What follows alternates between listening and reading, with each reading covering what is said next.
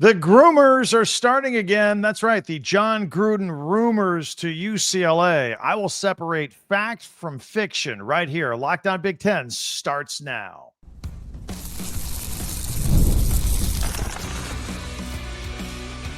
You are Locked On Big Ten, your daily podcast on the Big Ten Conference. Part of the Locked On Podcast Network, your team every day. Welcome to Locked On Big Ten. I'm Craig Shemon. 40 years as a sports talk show host and play-by-play announcer, and I want to thank you for making us your first listen each and every day. We are free and available wherever you get your podcasts and on YouTube, part of the Locked On Podcast Network, your team every day. Hey, hit that free subscribe button while you're watching right now. That way you'll never miss a single episode. We're here every single day. And if you could share, follow, and like, that would be awesome as well.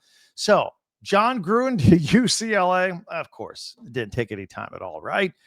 Other candidates, perhaps still a little too early, but we're going to run it through. Plus, we'll give you our Saturday night live doubleheader plans. But first, the Groomers are underway. And following UCLA's weekend dismissal of head football coach DeShaun Foster, the Jon Gruden rumors are all over the place that he'll be the next head coach at UCLA. This was started by The Spun by Athlon.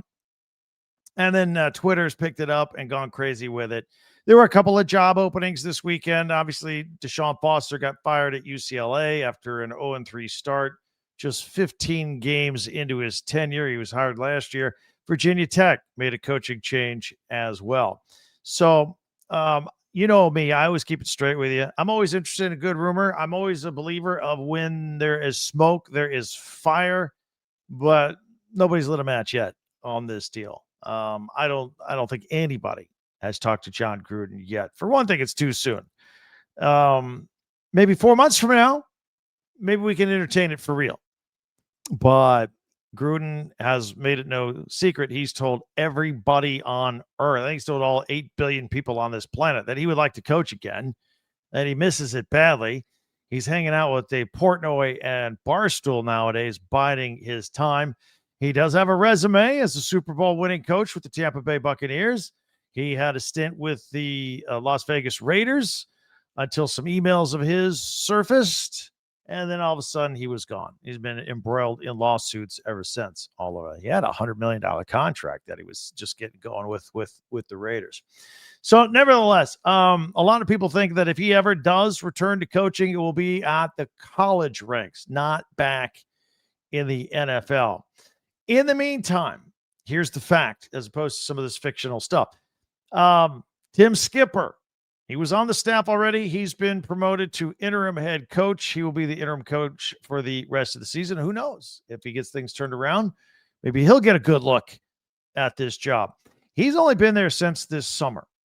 And in fact, mid-July, got in late after serving as Fresno State's interim head coach in 2024. He took over for Jeff Tedford when he bolted, and he'd been with Tedford at Fresno since 2021. And then all of a sudden, Skipper found himself as the interim head coach, led Fresno State to a 6-7 record, and they beat New Mexico State in a bowl game to finish 7-7. Before that, he had some assistant stints. He was also assistant head coach and linebacker coach at Central Michigan. He has coached at Colorado State. He's coached at Florida. He's coached at UNLV. He's been around. So he's got his hands full right now, taking over this program. Now, the hiring of Jon Gruden at UCLA, that would make a splash. That'd get a lot of attention. That'd get people on podcasts talking about it. Probably get a few recruits. Probably get a few more donations for the school. Sure, it'd be a big splash. So, look, people say, well, UCLA spend the money and bring in a Jon Gruden. Or what is Jon Gruden's market anyway right now? I don't know. Will UCLA spend the money? Look, I've seen UCLA handle a lot of coaching changes over the years. They've struggled. They haven't had a lot of success. They're always turning over the football coach. But you have to give UCLA some credit here because, look, they've tried everything but the kitchen sink on this deal. I've seen them hire a nice, quiet, unassuming coach that was not really a big household name like a Carl Durrell back in the day. I've seen him go with the popular pick, the homecoming pick, if you will, and Rick Neuheisel. They've gone with Jim Mora with NFL experience. They hired Chip Kelly, NFL experience, winning program back at Oregon back in the day. They've tried everything. They've tried promoting from within. That's what DeShaun Foster was. None of it has worked out. So you can't blame UCLA for lack of trying different ways, different types of candidates from different paths. It just hasn't worked out. So when you say, would they hire a person like Jon Gruden? Yeah, they might. Do I think they will hire Jon Gruden? No, I don't. That's my personal opinion from me to you. You know, I give you opinions on this podcast. That's me just shooting straight. And I don't think they will. I have no intel on that one way or the other. But I do have a list of some names I think they should consider. And one of them starts with Oregon offensive coordinator Will Stein. Since he has taken over, the Oregon Ducks have not missed a beat on offense. The downside for him, he's only 35. He's never been a head coach, and that's kind of where they got in trouble with DeShaun Foster. Guy that never been a head coach. Oh, by the way, we're going to start in the Big Ten now. And that handicapped him, I thought, from the beginning. And there's also Coach David Shaw, former Stanford coach. Again, got experience, Pac-12, West Coast, all that. You know, he went 96-54 at his time at Stanford, and Stanford is not an easy place to win football games at. He took over from Jim Harbaugh, and they kept winning a lot of games. Now, the last couple of years, they didn't. He moved on. He's now with the Detroit Lions as the passing game coordinator. I'm sure he would take a head coaching job if it were offered. There's the mystery of Eric Bieniemy. I don't know why this guy hasn't been a head coach. He's interviewed for a lot of head coaches when he was offensive coordinator with Andy Reid and Patrick Mahomes. Every year, he would interview for jobs, and he wouldn't get them, wouldn't get offers. So he left the Chiefs. He was at UCLA a year ago as a running backs coach. As the offensive coordinator. He was the running backs coach in 2003 and through 2005. He's got UCLA ties. Now, I'm not sure what happened at the end of 2024, whether he left or was asked to leave. I'm not sure. But now he's the running backs coach with the Bears. I don't know. Dan Mullen is one I would circle from UNLV, former coach of the Gators. He's been around, followed the Urban Meyer trail a little bit. And, you know, he was at Utah, Coach Alex Smith. He was at Florida. He coached Tim Tebow. Then he was at Mississippi State, Coach Dak Prescott. At Florida, he coached Kyle Trask.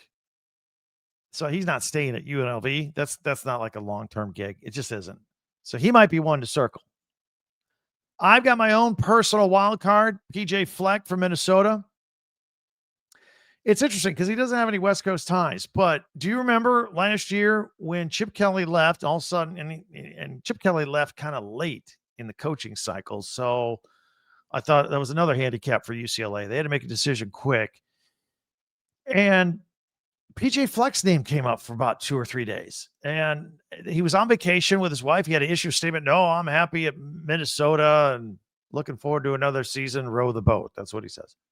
So then they hired DeShaun Foster. But the way his name came up, I'm a big believer of where there's smoke, there's fire. And because his name came up, I think there were some phone calls made. That's what I think. I would look for his name to resurface again, perhaps. He always wins 7 or 8 games with fewer resources at Minnesota each and every year. One name I would cross off the list, because I saw this list on USA Today where they suggested New Mexico State Jason Eck would be a great candidate for this job. He just ended DeShaun Foster's career basically by beating him on Friday. And then after the game was like, no big deal. Look, we're going to play a lot of teams better than UCLA. I know they're a Power 4, but we're going to play a lot of teams better than UCLA. He really kind of put him down.